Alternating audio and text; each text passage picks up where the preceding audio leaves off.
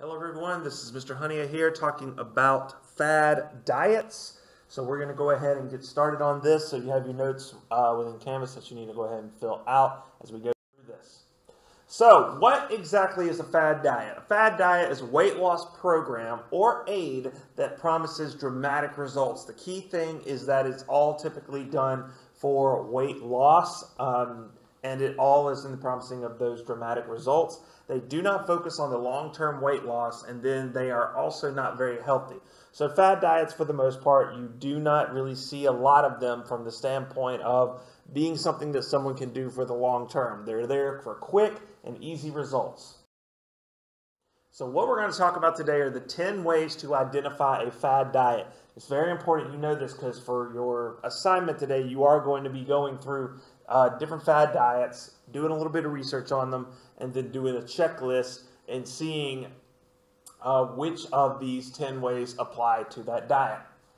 So the first way is the diet is based on drastically reducing calories or promising weight loss fast. Losing weight at an extremely fast rate and cutting back your calories, essentially starving yourself and doing something very, very unhealthy. You do not want to lose weight fast. You always want to lose it gradually. The diet is based on taking drops, pills, powders, and herbs. I actually had a friend of mine who did get on a FDA doctor-prescribed drop diet where he had to take drops and stick to a very strict eating plan. And he ended up losing about 30 pounds in 25 days, which is very, very dangerous. But it's one of those things that, once again, this is not done for the long term, and a lot of times when it comes down to it, it's just marketing and people trying to sell you stuff. The diet tells you you can only eat specific foods or foods in certain combinations. So this is one of the biggest things. You always want to have a well-balanced meal whenever you are eating. So it's very important. So when you have diets that restrict the idea of having different food groups that have for example, cutting back certain macronutrients. This is not very good.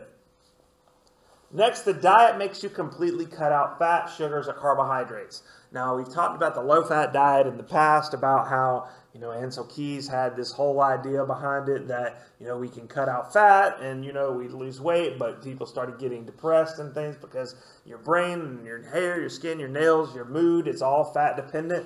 And then we talked about what happens also when you cut out carbohydrates, because you can lose weight really quickly because you tend to drop water weight because carbohydrates do hold in water. Now, a lot of people get confused when they see this. They're like, sugars, aren't we supposed to be cutting that out? And yes, added sugar, absolutely. The sugar that comes from the processed stuff, absolutely. But when you start looking at it, there are certain diets that'll say things such as, oh, bananas, apples, fruit, they have simple sugars in them. Simple sugar is still sugar and you need to cut it out. But what happens is a lot of people don't realize that that sugar is, once again, has fiber in it. Not sugar, but the food has fiber in it. And because the food has fiber in it, people end up losing a lot of their fiber intake. So once again, when you completely cut out certain macronutrients and certain healthy foods, your body isn't getting the nutrition it needs.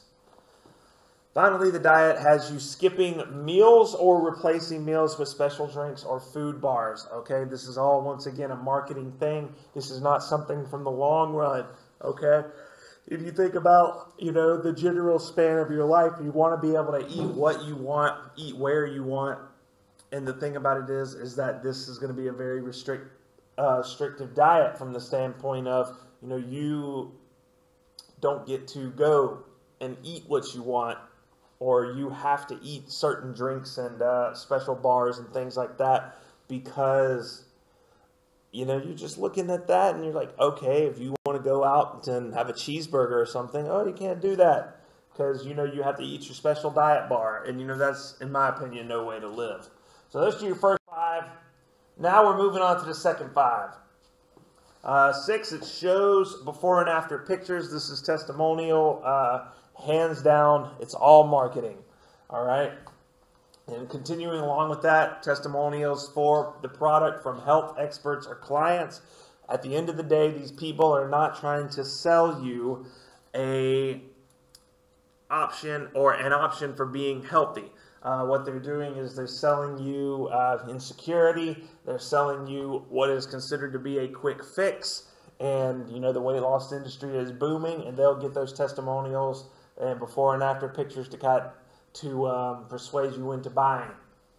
And typically with buying, this stuff does cost a lot of money. Usually fad diets, when they do, you invest in the books, you invest in the meals, you invest in, you know, the equipment, all this kind of stuff. And this is one of the things that you spend your hard-earned money that you've worked for. Most of the time, it's something that you typically do not see the best results from. It promises you can lose weight without giving up fatty foods or without exercising. You need to exercise, regardless of if you are in shape or not. Regardless of if you have a great diet or not, you need to exercise. It's very important, whether it's walking, or whether it's something that's a lot more active and strenuous. It's very important. So whenever a diet tells you that you can lose weight without exercising, you know, that could be a very dangerous thing, because it's giving you that idea that you don't have to be active in order to lose weight or maintain a healthy lifestyle. And then finally, it sounds too good to be true. All right, it sounds too good to be true. It's probably a fad diet. You probably shouldn't engage in it. So these are just some of the popular fad diets that we've had throughout the years. So you have Atkins diet, which basically controls your carbohydrates and tries to limit them to almost none. You also have high carbohydrates and low fats, which is Dr. Dean Ornish, which is eat more, weigh less.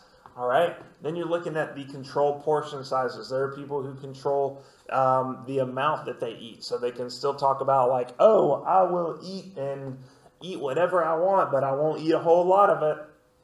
And they'll lose weight that way. You also have liquid diets, which is just consuming like Slim Fast shakes and things of that nature.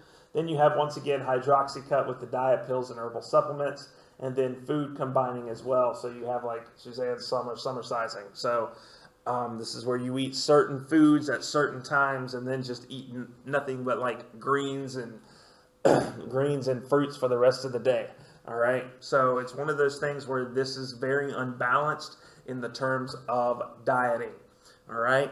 The biggest thing that I want you guys to think about this is how this industry works. All right. The reason they are fad diets is because they come and they go. When you start looking at them, many times they're not built for the long run. So you'll have someone who has great success on a diet, loses a bunch of weight, and then they end up going back to their old ways. Once they go back to their old ways, the weight comes back. And then once the weight comes back, they jump on another fad diet to try to lose the weight again. So it is, once again, it is all a marketing scheme. It is a marketing ploy. And in many cases, these fad diets do not provide positive long-term results. I will say that they are good for, you know, getting you on the right path if you want to lose weight and kind of jump starting your weight loss. But at the end, they do not have the long-term effects that many people want from a diet.